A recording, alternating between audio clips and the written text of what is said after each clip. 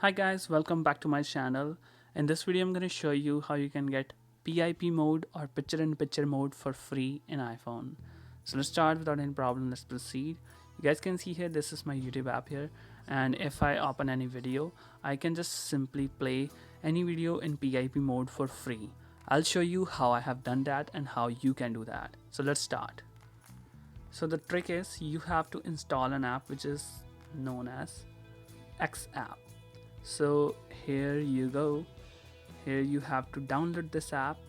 The size of this app is literally 2 MB.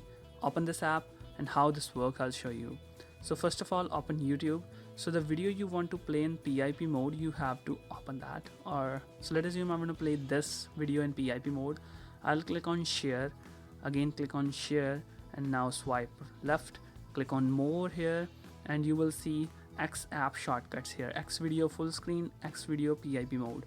If you are unable to see these shortcuts, make sure you open the X app for the very first time to just create the shortcuts. So let me open X app here, and just that's it. You have to do this thing only. Now you will see X video full screen and PiP mode. You can hit any one of them, and now you will see the video.